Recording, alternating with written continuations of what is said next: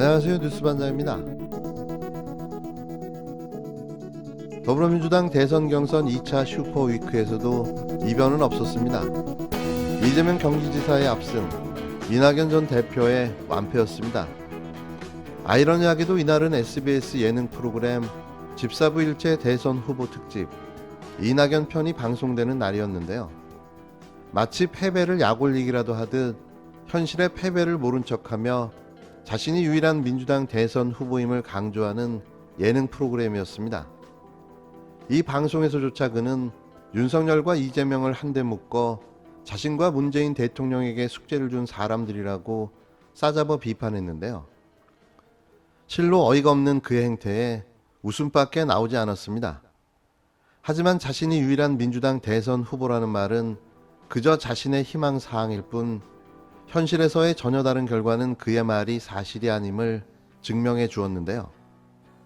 숨 쉬는 것 빼고는 네거티브, 오로지 네거티브로 경선을 끝내게 된 이낙연 전 대표. 이제는 조용히 정계 은퇴하시기 바랍니다.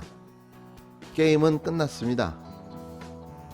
공직자의 최고 덕목은 역시 청렴입니다.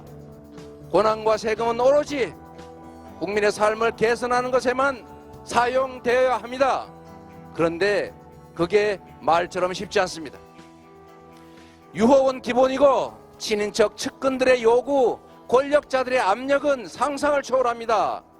부패를 청산하고 기득권과 싸워 이겨서 공정한 세상을 만들려면 공직자 자신부터 깨끗해야 합니다. 저 이재명은 박근혜 이명박 정권에서 4일에 3일간을 수사, 감사, 조사받았습니다. 윤석열의 서울지검이 무혐의 종결된 사건까지 꺼내가면서 피의자를 압박해서 이재명의 허물이 조금이라도 있으면 말해달라고 먼지털이 수사했답니다. 신인적 비리를 원천봉쇄하려고 형님의 시정관여를 막다가 골육상쟁까지 겪었습니다. 그 때문에 기소까지 됐고 고통받았지만 그 덕에 저는 지금 이 자리에 서 있을 수 있습니다.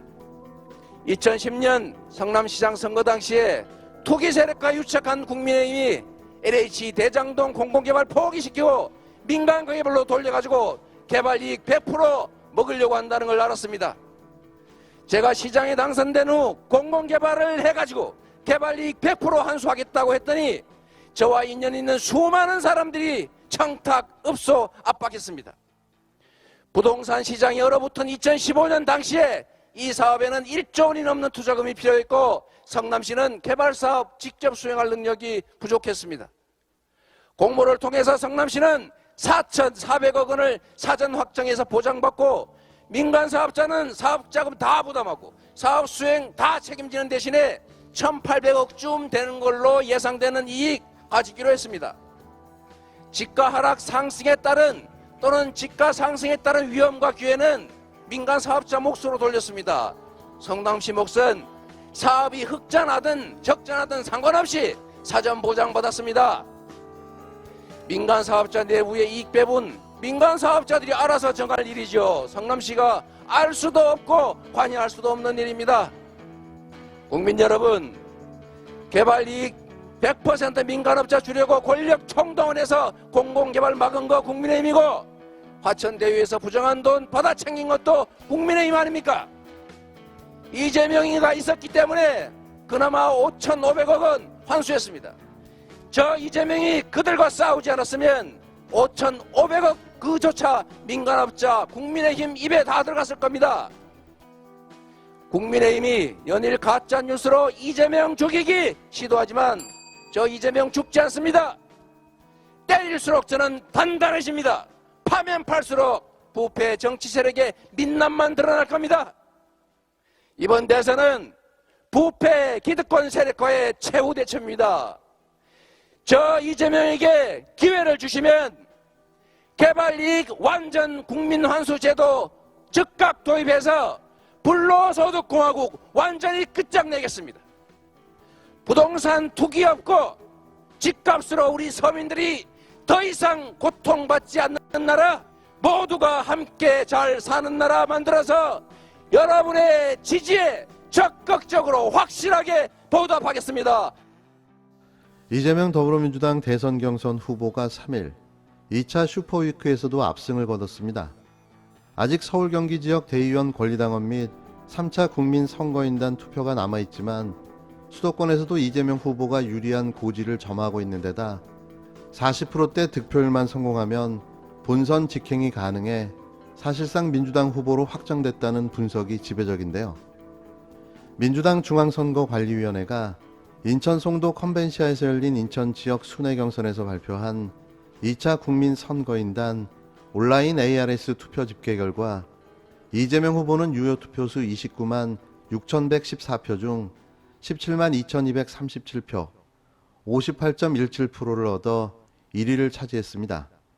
대장동 개발 특혜 의혹 사건이 정치권을 강타하며 당시 성남시장이었던 이재명 후보에게 야권의 집중 포화가 계속됐지만 1차 슈퍼위크 때보다 더 높은 득표율을 얻으며 1위 자리를 굳건하게 지켰는데요. 이재명 후보는 인천 지역 권리당원 대의원, 국민 일반당원 투표 결과에서도 전체 14,477표 중 7,800표, 53.88%를 얻어 과반 득표에 성공했습니다. 광주 전남을 제외한 전 지역에서 대세론을 입증하며 전체 투표수 102만 2,055표 중 54만 5,537표를 확보해 누적 득표율 54.90%로 2차 슈퍼위크를 마감했는데요. 이재명 후보의 본선 직행이 눈앞으로 다가온 가운데 남아있는 변수는 오는 9일에서 10일 진행되는 서울 경기 지역 경선과 3차 국민 선거인단 투표입니다. 민주당 선관위에 따르면 서울 경기 지역 대의원 권리당원 수는 30만 8,914명, 3차 국민 선거인단 수는 30만 5,779명으로 총 61만 4,693표가 남아있는데요. 지금까지 누적 투표율 65.96%를 반영할 경우 41만여 명이 참여할 것으로 예상됩니다. 여기에서도 이재명 후보가 승리한다면 게임은 완전히 끝나는 거죠. 지금까지 진행된 경선에서 유효 투표수는 102만 2,555표로 서울 경기 및 3차 선거인단 예상 투표 인원을 합친다면 14만 2천여 표가 될 전망인데요. 이 가운데 이재명 후보가 71만여 표를 확보하면 본선 직행이 가능한 셈인 겁니다. 이재명 후보의 누적 득표수가 54만 5,537표, 54.90%인 만큼 남은 경선에서 17만여 표만 더 얻으면 본선 직행이 가능하다는 분석이 나오는데요. 이 같은 계산을 바탕으로 하면 이재명 후보는 서울 경기 대의원 권리당원 투표와 3차 국민 선거인단 투표에서 42% 정도의 득표율에 성공하면 결선 투표 없이 민주당 대선 후보로 확정됩니다. 이재명 후보 측은 현재 경기지사를 맡고 있는 만큼 경기도를 비롯한 수도권에서 압승을 거둘 것으로 내다보고 있는데요. 그만큼 결선 투표가 진행될 수 있는 변수가 사실상 사라진 것으로 판단하고 있는 거죠. 이재명 후보 캠프 측 핵심 관계자는 경기도는 이재명 후보가 압도적으로 우위에 있다. 득표율이 60%까지 나올 수 있다고 본다면서 서울과 3차 국민 선거인단을 합치면 58%는 나올 것이라고 자신했습니다. 이어 이재명 대세론 기조가 앞으로도 변하지 않을 것으로 본다며 결선 없이 경선이 마무리될 것으로 예상한다고 말했는데요. 이재명 경기도지사가 마침내 민주당 대선 후보로 확정됐습니다. 당원과 국민들이 보여준 신뢰와 지지만큼 그도 최선을 다해 정권을 재창출할 수 있는 대통령 후보가 되어주시기를 바랍니다. 지지자의 그런 응원도 좋지만 들어갈 때는 그걸 좀 신경을 써서 지우고 가는 게 맞지 않았나 하는.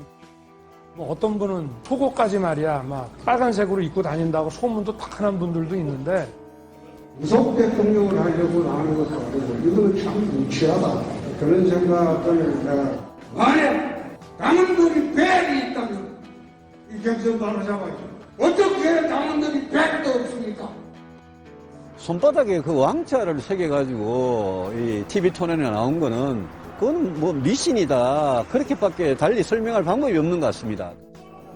제가 보기에는 고발 사주보다 이런 게 더 나쁜 영향을 줄 수 있는 사안입니다. 왜냐하면 이해가 쉽잖아요.